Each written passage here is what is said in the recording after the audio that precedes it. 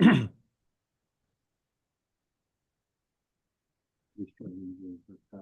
right. I haven't been paying attention as much to politics, which is really a good thing. You know what? I mean back to doing it, but for a couple of days, not Christmas, but my kids came home. We celebrated Christmas halfway between Christmas and New Year's. And there were 2 days where I pretty much didn't turn the TV on. I didn't spend much time checking X and all that sort of stuff. And I have to say, I felt a lot better. I Yeah, always felt like, there was something I was missing. I was always worried about that, but I did feel better. Mhm. I was telling DJ before we started, how many people I talk with and how stressed out they are. And the information overload is a big part of it. All right. I I'm believe ready. that. I mean, you got to kind of meter it when it works for you. Yeah, I that's want to know it. what's going on, but then again, some of the stuff on YouTube is like, I don't want to see somebody on the day they die. I just, There's so much of that, isn't there? Mhm. Yeah, it's kind of sad to And you me. know what? And the problem is, and I've done this, I'm ashamed to say it, but there have been a time where there was something like, okay, you know what? I'll click on this. And then the algorithm thinks that that's all you want to see. Exactly. Yeah, and I'm like, no, I don't want to see that. All right, I am good. Okay, I'm ready. Count us down in 3, 2, 1. Hi, I'm Richard Randall, and welcome to Your Real Estate Voice with Barb Schlinker, the owner of Your Home Sold Guaranteed Realty. This is the weekly radio show that informs and educates you on how to buy or sell real estate with Colorado's Real Estate Authority, Barb Schlinker. Barb Schlinker is a retired Navy veteran. Barb's an author. Barb Schlinker is also a pilot, and Barb and her team enjoy all that Colorado and the Front Range have to offer. Barb, always great to be talking with you. Now, we air Your Real Estate Voice every Saturday, and if you can't listen to the entire show, it is always available on Barb's site, barbhasthebuyers.com, or just go ahead and search Barb on most of the popular podcast platforms, iHeartRadio, so many others.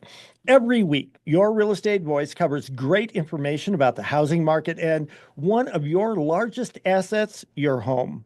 Barb, what are we talking about today? Well, Richard, what I want to talk about today is just a couple of different things that I think are important to both buyers and sellers. Like, what's the most profitable way or month rather to sell a house? How come baby boomers aren't downsizing right now? I found a really detailed report just on that topic and a few others that I'm absolutely excited to cover. So um, let's get started. So, Barb, we've talked before about how most home sellers, of course, want the most money when they sell their house here in Colorado. But what is the most profitable way to sell a house in the current market? Well, actually, Richard, right now, the market is not that hot. Even though Realtor.com came out and said, Colorado Springs is ranked #1 to be the hottest market in the country for 2025, it hasn't happened yet. But there's a couple of glimmers of hope. One of them is there's less available homes on the market right now. The average days on market, that's the average of the time it takes for a house to go on the market to the time it gets a contract, which does not include every house, is up to 105. So just in El Paso County, the median price is down to 520. It was higher earlier in the year. But what's interesting is that the actual sales price, average sales price, and median sales price ended the year higher than when it started. So for those buyers that are out there waiting for the prices to drop, it's not going to happen. So we'll go into some detail about that. Douglas County has been very, very flat while the days on market have marched up to 108. Teller County, I don't know if they just had the one high-end listing that went on the market. They said new listings up to 2.65 million. That was probably just one new expensive listing that hit the market in that county. but the average days on market keeps marching up to 154 days. The median price is just under 600,000. Pueblo has been very flat as well, average days on market 119. And one of the things I like to look at are the leading indicators, because people want to know, they don't really care what's happened in the past, they want to know what's going to happen in the future. So what we saw over the last month, right before the election, just so you know, the rates were down a point from where they are right now. They were down at 6.10. And then right after the election, they zoomed back up to 7.5. It's kind of all over the place. So anytime we see the rates drop down, we'll see pending sales spike up because the buyers are jumping on that lower interest rate and trying to find homes. So inventory has slowed down a little bit. A lot of people took their house off the market over the holidays, which is completely understandable. And then, so how do you get the most profit in a market that's kind of all over the place right now? First of all, you want to work with a real estate agent that really understands the market and how to position the home to profit the most. It's not necessarily the average price or the averages. It's about being the best home on the block, right? Most buyers are looking for the best home that they can get, and they will jump on it if they see the right house. So you want to make sure you hire somebody that knows how to price it right, knows how to help you get the home ready for sale. Right before we started today, I was speaking with the seller that's probably 4 or 5 months out, but they want to get everything right to get the house ready for sale. So when they go on the market, they don't have a delay. And so we first met last year, and the very first thing I called out was, okay, this brand of electrical panel is absolutely going to get tagged on an inspection. So they took care of that. And now there's more things that they want to talk to me about. But the point is, they're doing everything right, positioning their home to be the best home on the block before they go on the market. So interest rates absolutely is driving a whole lot of what's happening right now. And I was listening to, I think it was Kudlow last weekend, Richard. I don't know if you listened to that on the weekend. Do you get time to do that? Yeah, I listened to a portion of you and a portion of him. I seldom have enough time to do the entire morning, but yeah, he's very good. He's very good. And he had one of the economists on there that really explained this flow of mortgage rates probably better than anybody else I have heard. And it's very simple. He said, if inflation comes down, the mortgage rates will come down. It doesn't matter what the Fed does. It's all about inflation. So the stars are aligned right now. We've got the right president being elected or being sworn into office here very soon. And that's his mission, is to help the economy in many different ways. So what we'll see is if the inflation rate starts coming back down, we will see mortgage rates come back down as well. Right now, they're on the high side. A 30-year fixed for conventional is 7.1%. For VA and FHA loans, it's in the mid sixes. But at the end of the day, for buyers, there's more choices of homes out there as compared to when the market was flying high and everything was flying off the shelf. And for sellers, there's more competition. So you have to be the best home available, and you have to make sure you get all 4 Ps right, meaning prepare the home properly for sale, pick the right agent, price it right, and make sure it's promoted properly. I just took over a listing from another agent where I felt like there was a promotion issue, like the photos really didn't motivate the buyers to want to come and see that home. So hopefully we'll be able to turn that around for them. And also, pricing is key. It is a part of marketing. You have to understand when buyers go up on Zillow, they can see all the values of the homes, even the homes not on the market around that home. So it's really obvious to me if they're overpriced. Most of them will not make an offer. They won't even go look at it if they think the home is priced because they don't think it's going to work in their price range. So my name is Barb Schlinker. I'm the broker owner of Your Home Sold Guaranteed Realty and the host of this show, Your Real Estate Voice. And we're talking about the most profitable way to sell a house. And next up, what we're going to cover are some tips that you can do to get the most money when you sell your home. And if you are thinking of making a move, we would love to help you. We have over 28,064 buyers in waiting just on our little website. Plus, we have cash offers if you wanted a quick sale. Typically, I can find at least 700 of those buyers that are looking for a home like yours, and I can market directly to those buyers, which is one of our uniques and why I call myself Barb Has the Buyers. So if you are thinking of making a move, go to barbhasthebuyers.com, click on any one of the buttons, and reach out to us, and we would love to help you. Richard? You're listening to Your Real Estate Voice, Barb Schlinker, of course. We're talking about how home sellers can make the most profit when they're selling a home here in Colorado. Tell us more, Barb. Okay, so as I mentioned early on, Realtor.com went out I'm and made sorry, Barb. this. I think I got my script screwed up here, Oh, which is why I think I threw you and myself I for. was drinking tea. That's what Oh, I okay. took a sip and went, oh, whoops. I thought it was me. All right. Um, Actually, I think you can pick it up right where we were at. Yeah, go ahead, Barb. Okay. So Realtor.com came out just about a month ago and said, hey, guess what? Colorado Springs is going to be the hottest real estate market for resales in the country, up by 27%. That's a great number. I hope they're right. It's pretty exciting. And they were talking about existing home sales.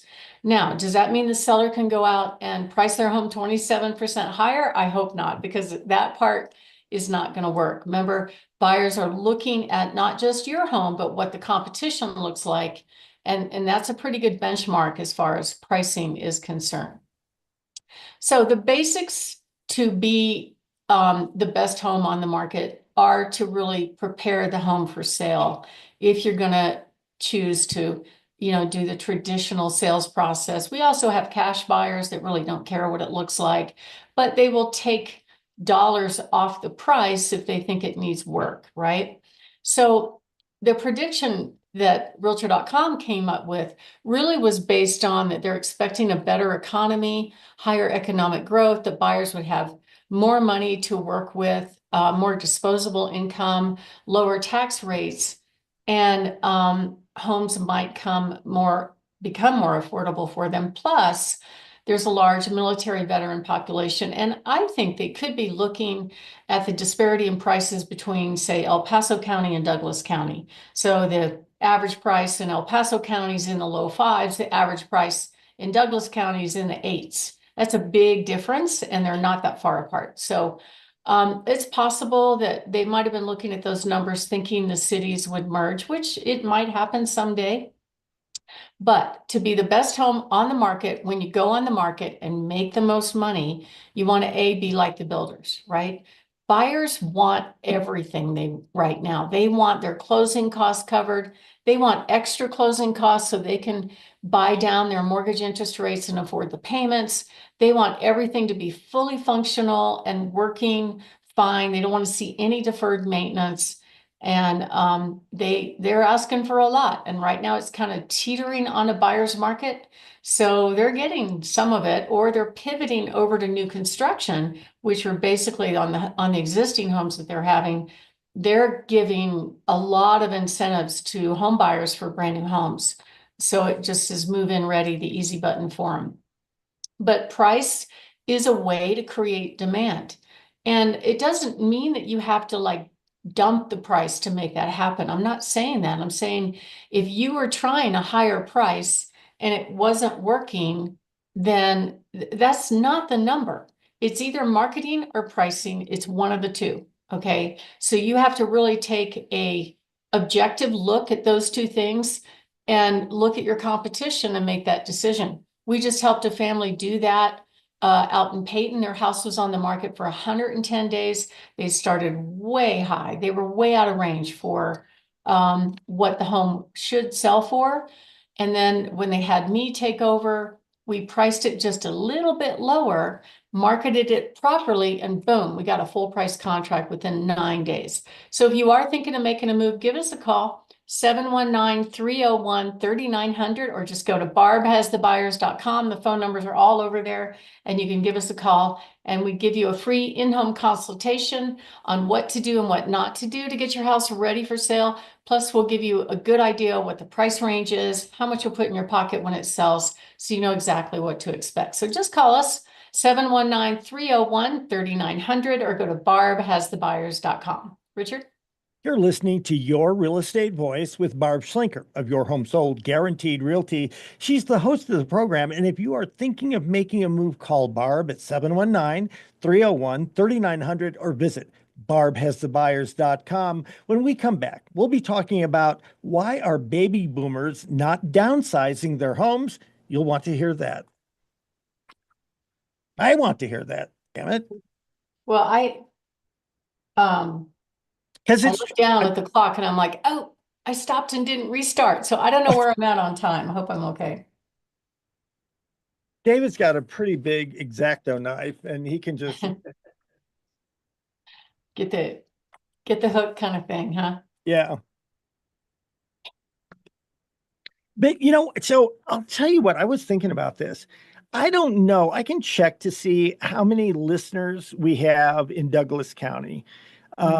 Because I keep hearing from people who are in Castle Rock or rural Douglas Yeah. and are listening, but I don't know if I'm just hearing from people or whether, no, it's actually pretty good. I'm going to talk to see if I can find out anything about that because I'm just thinking, I know. And that's what I'm wondering if, because I'll tell you, I'm in Castle Rock a lot. And I said on the air today, I didn't want to be rude or anything, but Castle Rock is much more conservative. It's safer than Colorado Springs is. Yeah. I would prefer it in a heartbeat over Colorado Springs. And I got a feeling that it's going to continue to prosper. Yeah. It's always been a great place. It's always been a growing county and fast growing county and just exploding. So pretty too. Really pretty. I have a listing up there in Perry Park, Oh, and beautiful. it is so gorgeous. I mean, you have all these hoodoos and Garden of the Gods formations really on every property. It's really something. So, okay, ready to go. I'm ready. David's ready. Here we go. Welcome back to Your Real Estate Voice with Barb Schlinker, host of the program. And Your Real Estate Voice is the weekly radio show that informs and educates you on how to buy or sell real estate. And it does it with Barb Schlinker, the owner of Your Home Sold Guaranteed Realty. Barb, it's commonly known that as people get on in years, they will often choose to sell that big family home and move to a smaller place. Is that still happening? And why wouldn't someone choose to downsize right now?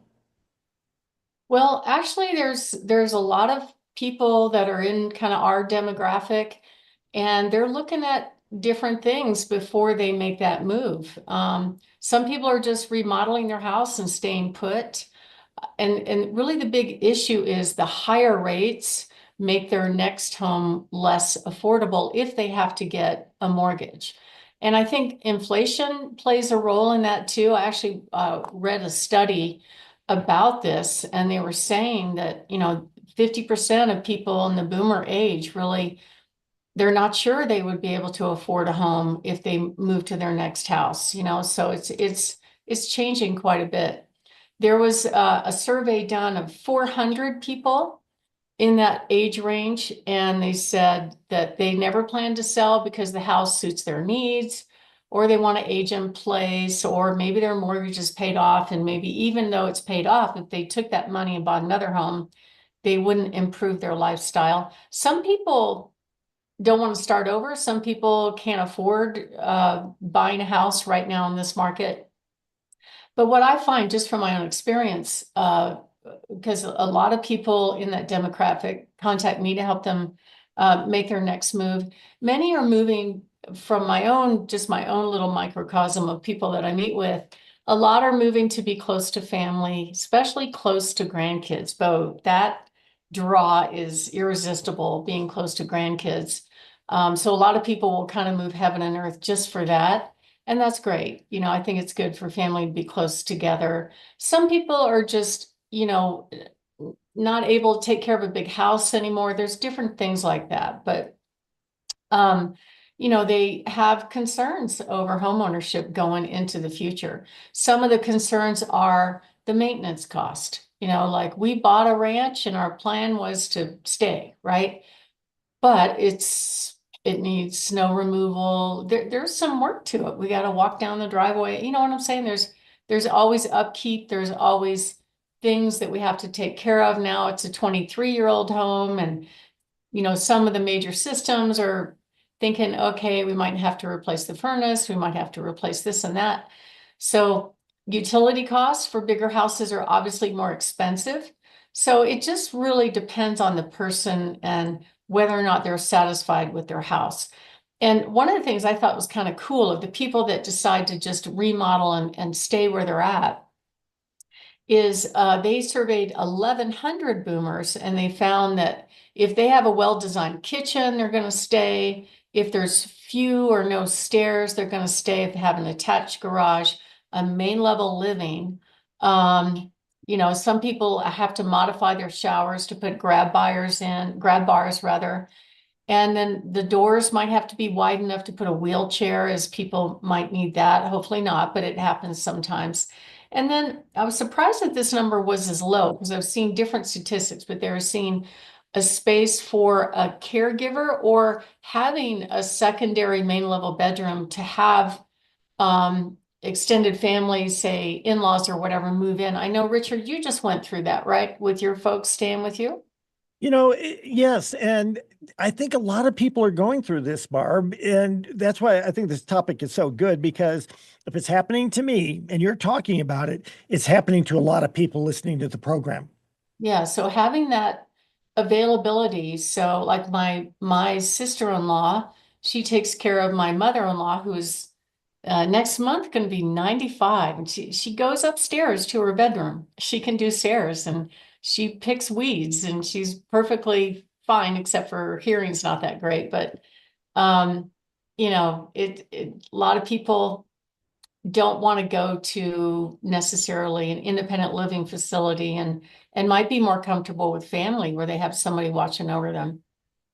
So only 15% of boomers plan to sell in the next 5 years. It's a lower number than I expected. And I think if the rates come down, they might think twice. I've seen some of them move twice. They'll go to Florida and go, no, we don't like that. Okay, we're going to go close to family.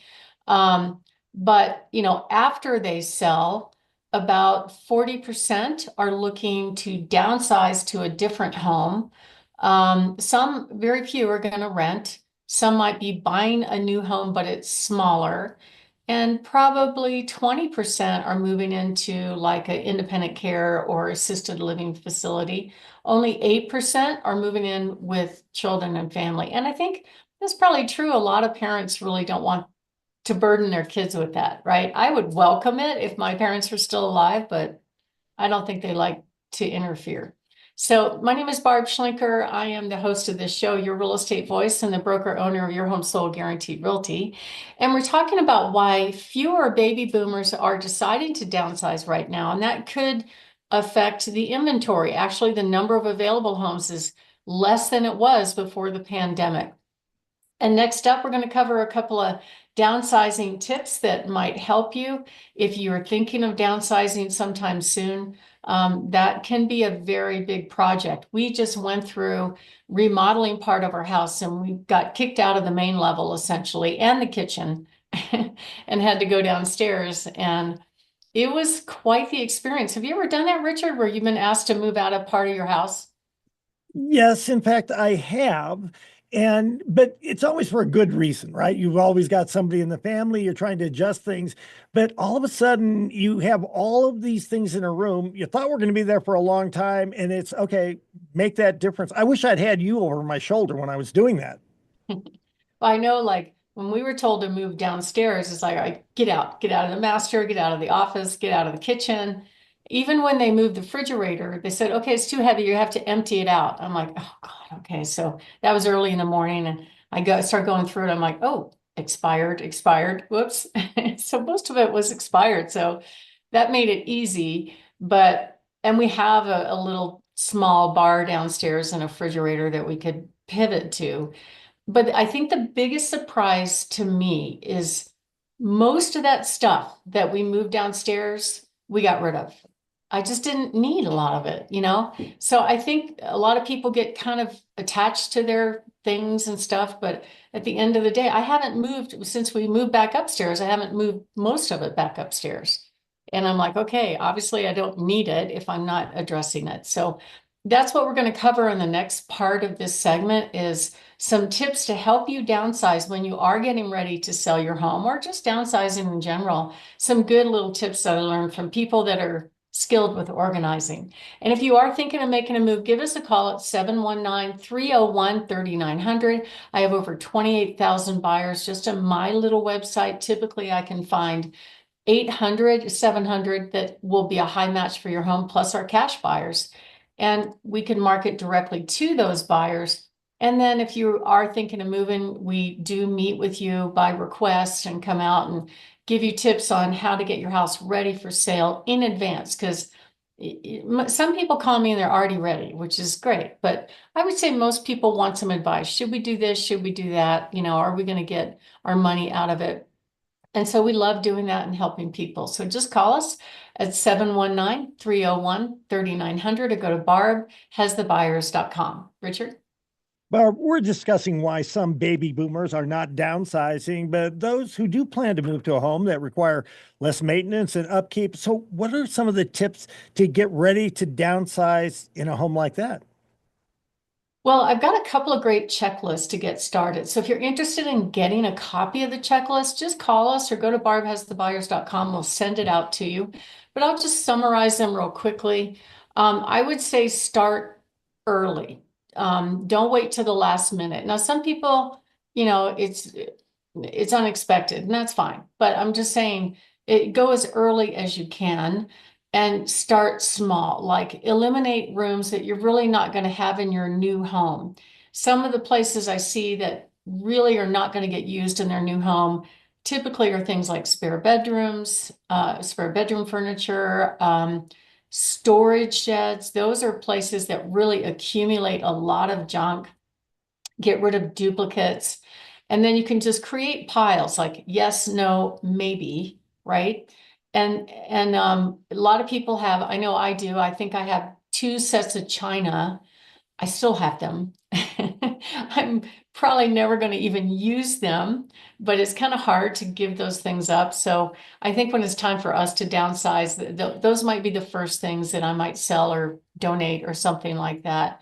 And don't be afraid to sell things yourself. Probably one of the more popular places, and I'm not a big Facebook person, just so you know, would be Facebook Marketplace. I've heard people have really good luck. And if you don't know how to do it, then ask one of your younger family members. They can probably post it for you and be there for you when you are selling those items.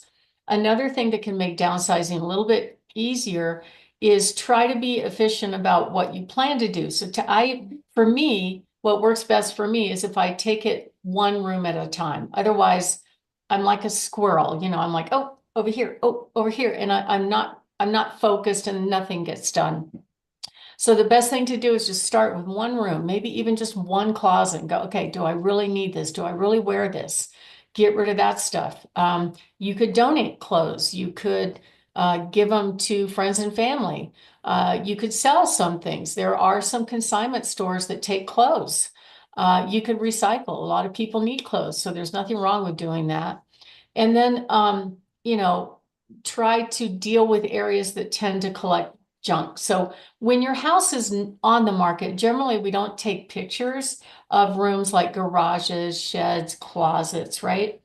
But the buyers will look at those spaces to find out if they're big enough to meet their needs, right? Especially the master closet. Try to minimize that one as much as possible and make it look neat and tidy.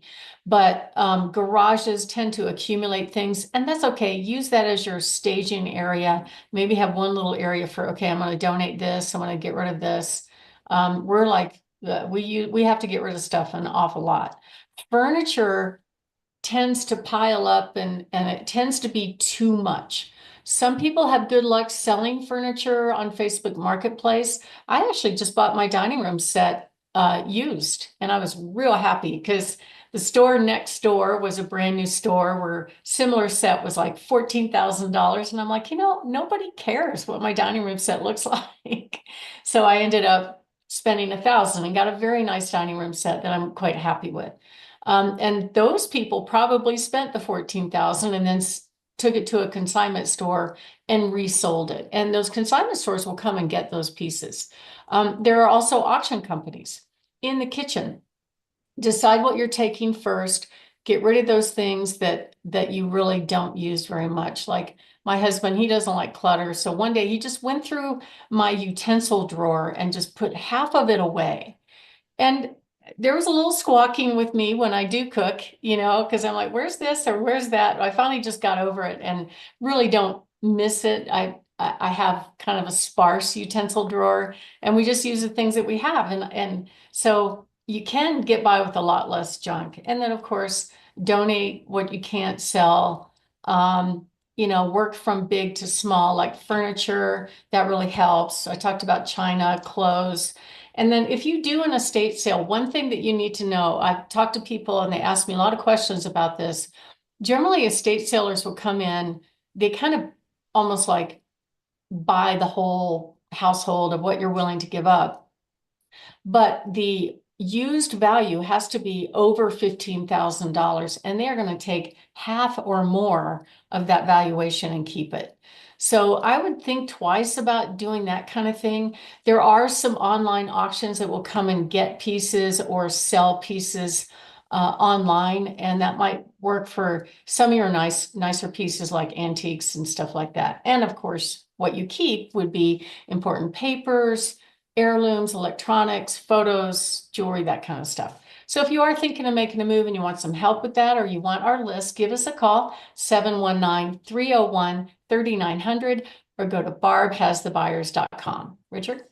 You're listening to Your Real Estate Voice. That's Barb Schlinker, host of the program. And with your home sold, guaranteed Realty, if you're thinking of making a move, call Barb, 719-301-3900, or visit barbhasthebuyers.com. When we come back, we'll be discussing what is the most profitable month. What is the most profitable month? I'm sorry. What is the most profitable month to sell your home? Stay tuned for that. Is that all right? Yeah, I'm trying to figure out why I have duplicates here. He's taking care. I'm dreading it, but I'm Oh, to so it. the first one's profitable way and the second one is profitable month. Okay, we'll just go with it.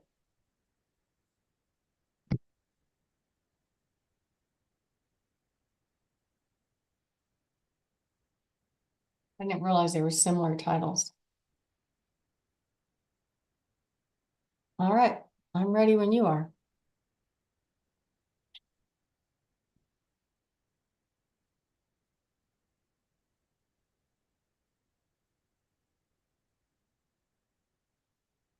He needs to step out just for a minute. So if you need to grab a drink or whatever.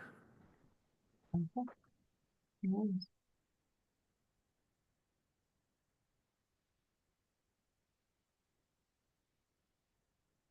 Hmm.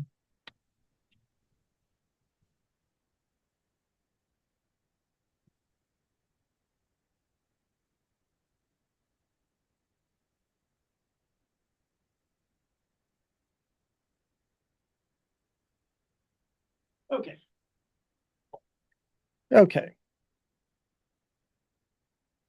I don't want to disrupt things here because Dave and I both have 1 o'clocks, but I love that segment. And I think if you'd be willing, it'd be great to have you come on to my show sometime, like you did the last time, and just talk about downsizing, how you go about it. The fact that some people are, some people aren't, but getting rid of clutter and some of those things. I've got a feeling there'd be a lot of people who would love to hear about that. Yeah, I mean, I think it's like a constant effort for most people. And I run into a lot of people. I just made contact with one this morning that I sold them their house like 13 years ago. And she said her mom passed away. And so they want to sell that house. And if it's a whole household, it's like eating an elephant, for people. It's hard. So, Well, and I will just say Okay. this. You're right. If it's a continual process and you're thinning as you go along, well, Mhm. that's pretty good. If you're like me and you just keep putting it off and putting it off, and now I look at stuff and I'm like, okay, that was so important to me at one point, but not really now. And I don't see it going forward, but it's still hard to get rid of stuff. I think it could be a good segment. So keep that in mind. Okay, thank you. All right. David, Barb, you good? I'm good. Count us down. 3, 2, 1. Welcome back to Your Real Estate Voice with Barb Schlinker, host of the program. And Your Real Estate Voice informs and educates you on how to buy or sell real estate with the host of the program, Barb Schlinker, owner of Your Home Sold Guaranteed Realty. Barb, most people assume the summer is the best time to sell a house and get the most money here in Colorado. So, true or false? Well, it's kind of true. Like actually, what we saw last year is that the highest sales prices tend to be from probably April through August. And then the prices started dropping off. And nobody could predict exactly where the interest rates are going to fall this year. A lot of the experts are saying the interest rates are going to go down as the year goes on, which is great. It means more buyers can afford homes. But I wouldn't worry too much about it. If I were selling a home, I would make the time frame work for you. Like I have a couple of clients right now that are waiting until the school year is out because there's teachers and they really can't move until they're done with their obligation with the school. So it has to be the best time for you. The good news is right now is a great time just because there are fewer homes on the market to compete with. So just make it work for your schedule and try to plan ahead.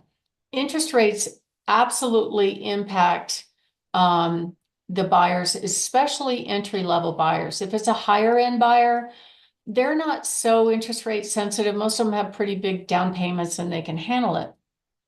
But what we saw last year, we saw the rates go from 7.5 down to, I think we're in this mid 6.1 was as low as it got.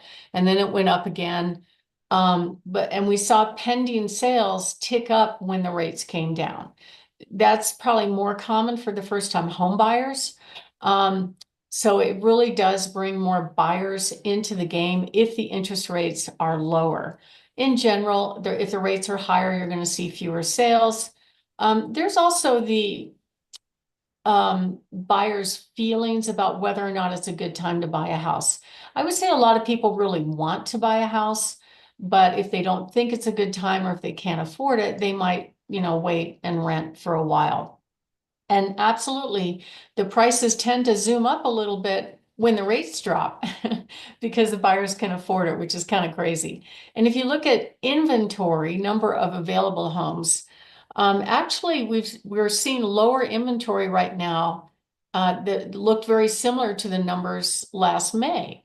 So that's a good thing. But if you look back a whole year, it's still a little bit more of available homes than we saw a year ago. Okay, so more people. And I think if you look over the long term, that's a good thing. If you look at the stats in 2019, there are still fewer homes on the market than there were back then before the pandemic. Yet there's a larger buyer population with Gen Z, Gen Y, which I think are the millennials, and I get them all confused. But anyway, anything younger than boomers, a lot of those people are in a position now where they could buy a home and they want to buy a home, but it's all about affordability for them. The number of sales is basically the same as it was as compared to the year before 2023. And it's my view that if buyers are waiting for real estate prices to drop in this market, I don't think I do it. Because if you see a home that you love and you're in a position to buy it, I wouldn't wait around. If you look at what happened last year between both the average and the median sales prices from the beginning of 2024 to the end, the difference at the end of the year was prices were higher, even with the rates and all the craziness with the election and everything that went on. Prices ended up higher on the year. So I heard a really cool saying on a podcast that says, marry the house, but date the interest rate. What they mean by that is if you find the right house, go for it. You can always refinance the loan at a very low cost and get a lower interest rate. But real estate tends to be very local in different areas. So I get calls from all over because of the show. And Colorado Springs market is a little bit different than Douglas County and Teller County and Pueblo and all that. But we have the data, we have statistics to give you really good market data in each of those areas to give you a really good idea how to position the home if you do plan to sell to get the most money when you sell. Buyers are always looking for homes. And there could be differences in neighborhoods, home style, home age, all kinds of stuff, school districts. But there's buyers that are looking everywhere.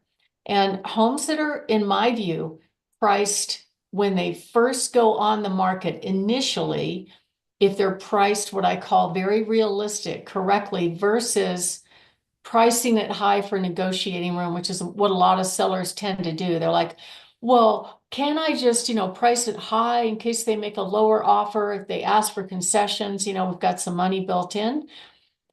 You're just not going to get offers if you do that because they can see all the homes around you. And the market is going to tell you immediately if you missed on price. It's going to show that, hey, I can get a better deal over there. So I'm going to go look at that home and buy that home. That's why we're seeing more and more and more homes that are expiring when they tested a price too high. And that's not a good thing because Zillow will show the whole entire history of the home being on the market. And the buyers can see that. They can see when you put it on the market, where you started in the price, and when you change the price. But if you're priced right in the first 30 days, those homes absolutely tend to sell for the most money. My name is Barb Schlinker. I'm the broker owner of Your Home Sold Guaranteed Realty and the host of this show, Your Real Estate Voice. And we're talking about what is the most profitable month to sell a house. Should you do it now? Should you wait till the summer? I would make it work for you. In general, you want to work ahead of when you actually plan to go on the market. From the time you get a contract to closing, if all the stars are aligned, that's going to be about 2 months versus the 30 days leading up to it. So I would give it 90 days before you actually plan to go on the market to sit down, meet with a professional, get a plan, and get your house ready to go. And what I've done with some sellers is we might have met early because they wanted tips on what to do, what furniture to get rid of and all that, which is great. And then we revisited right before we went on the market to make absolutely sure that we priced it right. And if we made a change then, it made a difference. My name is Barb Schlinker. I'm the broker owner of Your Home Sold Guaranteed Realty and the host of this show. We're talking about basically the best time to sell. And when we come back, we're going to cover what you've probably been hearing in the news about the National Association of Realtors settlement and how that impacts home sellers' commissions and how the real estate agent will act in the future as a result of that. Richard? Barb, we're talking about when is the best time to sell a home here in Colorado. So what are the pricing trends right now, and what do you expect to happen through the rest of the year? And how is that National Association of Realtors settlement going to affect the market? Well, Richard, let me say that again. Well, Richard, the pricing trends have been dropping actually in the past 6 weeks, pretty much across the board, or they've been flat. Now, why is that? Rates are higher, fewer buyers, the holidays, the season had an impact. But in general, real estate is always local. And I think the buyers always kind of have a nose for homes that hit the market that represent the best home on the block, and they're going to jump on it when they see it. So some homes are not selling as fast as we thought they should, and others might sell faster. Lower rates absolutely will cause homes to sell faster. But in general, the experts are predicting that we will see lower rates going into this year. So I would definitely keep an eye on the inflation rate. And it's kind of hard to figure that out when you watch the news. I'm not really a stock market analyst or anything like that. But I can tell you that I do watch all those shows to just because they do talk about real estate quite a bit. It is a massive part of the economy and it drives a whole lot of things. And they talk a lot about it because they're looking at that. When the Fed raised the interest rates, it really did put the brakes on the real estate market first. But the stock market kept flying high, which was kind of weird. So inflation is the number that we got to look at. And if the inflation starts coming down, hopefully we'll see the rates come down and more buyers enter the market because homes are more affordable. As far as the NAR settlement, so what they basically came up with were two rules. The first one was the sellers are no longer to advertise how much commission they're paying to the buyer's agent anywhere online, not just in the MLS, but we can't even put it in the showing agent remarks or anywhere like that. So many times I will get a phone call from agents going, is your seller willing to pay a buyer's agent commission? Because maybe their buyer wasn't willing to pay it. And I think that they were asking that question probably to decide whether or not they were even going to show it if they weren't going to get paid, right? I wouldn't be surprised to see that. And the other rule was that the buyer's agents must have a signed agreement before they show a home about how they will get paid.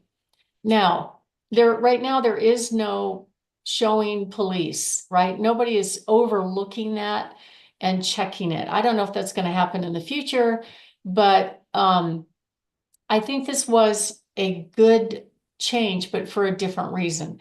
Their reason for putting this into place had to do with that they had to communicate to the buyer that the seller may not pay their fee and the buyer might have to pay their fee. So they had to get how they would get paid in writing with the buyer. The reason I think it's good is hopefully the buyer's agents are talking to the buyer, giving them their value about what they bring to the table representing that buyer, and also being able to offer services to them and finding out what they're looking for. I have seen that before this change happened. I saw so many complaints from sellers when an agent would show up and they'd sell a property and it was, say, a ranch style home, and the feedback was, oh, well, the buyer wanted a 2-story. And I'm like, then why are you in a ranch? What are you doing? They just told me that they never asked the buyer what they wanted. So I think the professionalism will get better because of this change, and that's a good thing. The other thing that we're seeing right now is that the average amount of commission that's being offered to a buyer has gone down. For years and years, when I first started, I think Denver offered 2.8%. Colorado Springs was always 3%. And now the average commission offered to a buyer's agent is down to 2.25%.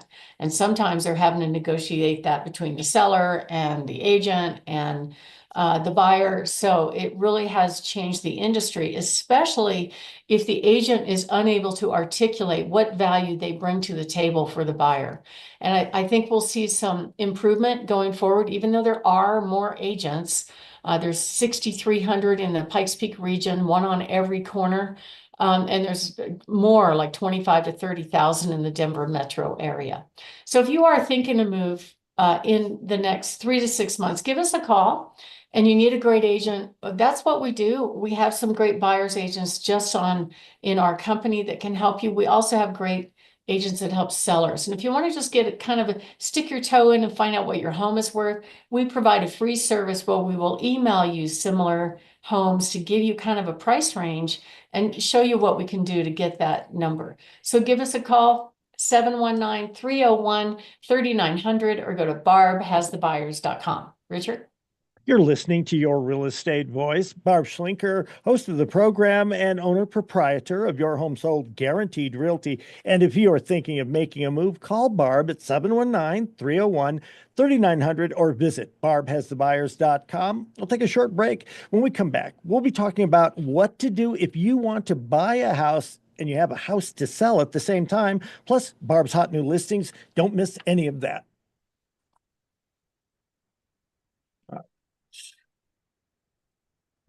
Got that one done. I was rambling on a little bit there, but it's okay. Well, because here's what I was thinking.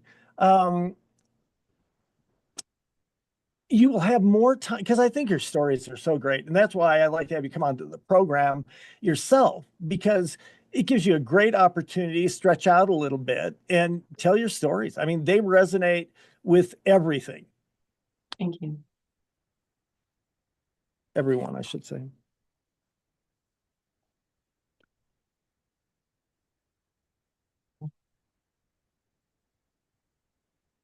All right. Barb, you good? I'm ready whenever you are. And we're just picking them up and laying them down here. Count it down in 3, 2, 1. Welcome back to Your Real Estate Voice with Barb Schlinker, the weekly radio show that informs and educates you on how to buy or sell real estate with the host of the program, Barb Schlinker, owner of Your Home Sold Guaranteed Realty. Now, Barb, most people are very concerned about which comes first. Sell first, then live in temporary housing, or buy first, then sell at your leisure. What are some solutions that you have, Barb, with Your Home Sold Guaranteed Realty? You always refer to this as that catch 22. It is a dilemma for a lot of people, and it really depends on their situation, who's living in their home, do they have, kids and dogs and cats and birds and whatever. So we can help anybody in any situation. It doesn't matter. But I'd say at the end of the day, most home sellers really won't make a move unless they know they're going to have certainty that their home is going to sell, that they're going to get the price that they want and need, that everything will go smoothly, that they'll be able to find a home. Some people won't move unless they know for sure they can get a home at their destination and certainty that they're going to have the funds, the money to buy their next home. So I would say one of the biggest dilemmas for home sellers is, first of all, having a destination firmed up, right, before they sell. Some people want to buy their next home first and then move. That's probably the least stressful way to do it if you can afford it. But sometimes it's hard to get approved to get like a bridge loan in between the two properties. And I'd say, having solutions for this is not for everybody, but we have a lot of solutions. We have our stack of cash buyers that will come in and pay cash for your home, get you most of your equity. They have some of them have a two-step process where you get most of your equity up front, and then when they resell it, you get paid again. So that's one option. Another option would be to just have take your equity out. Some people take a home equity line of credit and buy their next home first, but they do have to make payments on that. There's some other investors that will actually give you that home equity in kind of equal amounts, but there's no payments involved or qualification. What they end up doing is just putting a lien on the house. And when your house sells, then you pay off that lien. And the cost of the money is not that bad, like 2.4%. So there's different options out there if you need to move first. But at the end of the day, you want to hire somebody that has solutions and options for you depending on your program. We actually guarantee 100% of market value, or we'll pay you the difference, and you can call us to find out about the details on that. We also show up on every listing with multiple offers. Most agents show up with an option to list their home. Here, I think your house will sell for this much, go. And sometimes that doesn't work. So we try to make the process easy and tailor fit to our clients. Here's an example, like if a buyer comes along and says, okay, I want to make an offer on your home, but it's contingent on my home selling, and my home is not on the market yet, Richard, how would you feel about getting an offer like that? I'd be very concerned. Yeah, there's no certainty, right? I mean, it's kind of like, okay, so we got to wait for your house to sell. Is that right? And then the next question is, what price are you going to price that home, right? So I've tried to help, I've been trying that with agents that come to me and they have a buyer that has this house to sell. They really love my listing. The buyers really love it, which is great. Okay, but they have this problem of having a house to sell. So I actually coach them on, okay, have you tried this option? Have you tried this option? I can send you some of my cash offers. So you're buyer can buy this home without selling that one. And a couple of times now I've done it and I've just gotten rejected. And I had one agent that, when I asked her, I said, okay, my sellers, because they were trying to sell and it had been on the market for a while. And I said, we have some offers. I can give you offers on your potential listing and see if that will work. And she said, no, she wouldn't even present them. How would you feel about that, Richard? If you were the seller and you found out some other agent had offers on your home and you didn't even know about it? I would not have that agent for very long, and I would be dialing 719-301-3900. Can I please talk to Barb Schlinker? Yeah, I was real surprised. And then, so the seller went ahead, they took the contingent sale because they didn't have any other options at the time. So we negotiated the deal and they insisted on showing the MLS that they took a contingent contract. So I didn't want to do that. We did do that anyway. And about a week later, they put that house on the market. And I had asked the agent, what price are you going to put on that home? And she goes, oh, I don't know yet, but it's just beautiful. It has granite. And I'm like, okay. So when she put it on the market, to my surprise, in my view, that home was priced at least 150,000 above current market value. There was no way it was going to sell. And so now they're tying up my client's home. So it worked out that this buyer still did an inspection on the house and they asked for a little too much stuff and the deal blew up over inspection. Like they were insisting, if we don't get this and this and this, we're walking away. So the seller's like, okay, bye-bye. And it worked out good for them because what had happened during those weeks that their house was tied up with that contract is all the other showings stopped, because even though the notation in the multiple listing service said that it was contingent, meaning that we had to wait for somebody else to sell their home for that buyer to perform, which it should mean to an educated real estate agent that if you had a buyer that did not have a house to sell, that they could bump out buyer number one and get the house. But that's not what happened. Immediately, all the showings just stopped. So I feel like it's not a well-known status in our MLS by the real estate industry, as well as certainly by the buying public, because it tells the buying public that it's not available. So it's not a good situation from the seller to hold them hostage, waiting for somebody else's house to sell that's overpriced, that's not going to sell at that price, right? Anyway, it all worked out good, and we got a different buyer for the home, but that really does create some problems. And I think that it's just an education thing. Unfortunately, it's only 1 month of school to be a real estate agent, and the training and all that is limited. When I first started in the business, I was quite shocked coming from the Navy, and everything was checklists and procedures and what you said and what you did, but not so much in real estate. 1 month of school solely to pass the test. And then they send you out there and go sell, figure it out, bring me some of that commission. And I don't believe the industry has really changed that much over the years. So if you happen to have to worry about a contingent sale on your home, I would make sure your agent does a whole lot of research before you tie up your property with another absolutely unknown if they have a house to sell.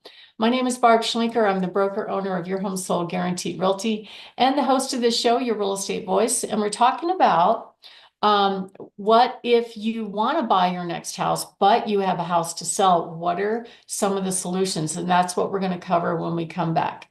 And if you are thinking of making a move, give us a call, 719-301-3900, or go to barbhasthebuyers.com. Richard? You're listening to Your Real Estate Voice. That's Barb Schlinker of Your Home Sold Guaranteed Realty. Barb, we've gone from nearly all home selling for a premium price to home selling sitting longer on the market, and some homes actually not selling. So how do you give your home sellers certainty when it comes to that sale? Well, there are quite a few really cool solutions out there. If they have equity, we can basically help them with two different ways. Either maybe they can get a bridge loan between the two properties, but that means that they have to qualify for the bridge loan as well as their current loan and their new house, right? So for some people, maybe income to debt ratio doesn't work out.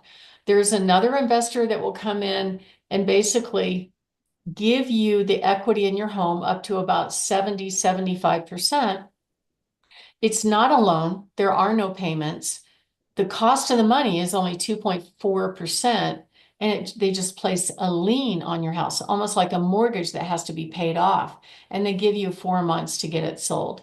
So that's an option if you need to buy your next home first. I think a lot of people kind of prefer to have all that certainty. In other words, they're probably not going to definitely buy another house unless they know their home is either at least under contract before they do that. We also have a couple of programs that are really great through our high net worth cash buyers. So if you'd like to get some cash offers on your home, they are the absolute easy button. You don't have to prepare your home for sale. It costs a little bit more to do those programs, but it is an answer rather than waiting for 100 or 115 days to get your home sold. So if you want to find out and get those offers, just give us a call at 719-301-3900 or go to barbhasthebuyers.com. Richard? Boy, Barb, boy, Barb, this portion of the program is always a hit with you, the listeners, and with me. Tell us about some of your hot new listings. Well, Richard, I'm always fun. I'm always having fun with these new properties, and some are different things. Like I have a couple of properties right now that were unfortunately taken back in foreclosure by the Secretary of Veterans Affairs. And so what they do is after the foreclosure, they basically deed the property to the VA. They give the lender back their money. That's what the VA benefits have, is they guarantee to the lender they're going to get their money if the borrower forecloses. Excuse me. Hang on a second. All right, so if the borrower forecloses, the lender gets made whole. They deed the property to the VA, and the VA goes on to sell it, and they want a 30 to 90-day sale. Now, some of these houses are cosmetically challenged. Some are really, really nice. We've got a few of them down in Fountain right now that are priced very well. One on Fay Drive in the low threes. We have an adorable cabin coming up in Divide on Friar Truck Drive in Sherwood Forest. This beautiful cabin is in great shape, priced at $399. We have a lovely two-story, 2,800 square feet in the upper threes. We have another VA property in the mid threes down on Wallowing Way, a beautiful bi-level over by Doherty High School on Splendid Circle at 4099. A gorgeous two-story with a finished basement on Crandall. And then we have a really cool townhome down in Fountain on Yampa River Heights. This thing backs to open space, very nice condition, 3-bedroom, 2.5-bath, move-in ready, really nice property. And then we have an elegant property up in Perry Park. I don't know if you've been there, Richard, but it is a really beautiful part of Colorado with rock formations all around. This gorgeous home has views in absolutely every window.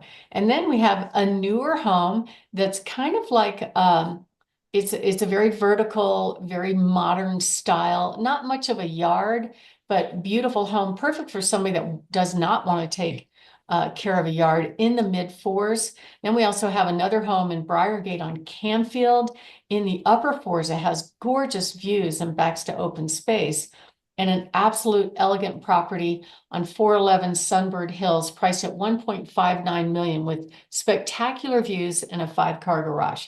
So to find out about all of our properties, give us a call at 719-301-3900 or go to barbhasthebuyers.com. We have a couple of more coming up next week, and I'm excited to share them with you then. Richard? You've been listening to Your Real Estate Voice. It airs every Saturday from 11 o'clock on. It's right after Cudlow. And if you're thinking of making a move, call Barb, 719-301-3900, or visit barbhasthebuyers.com.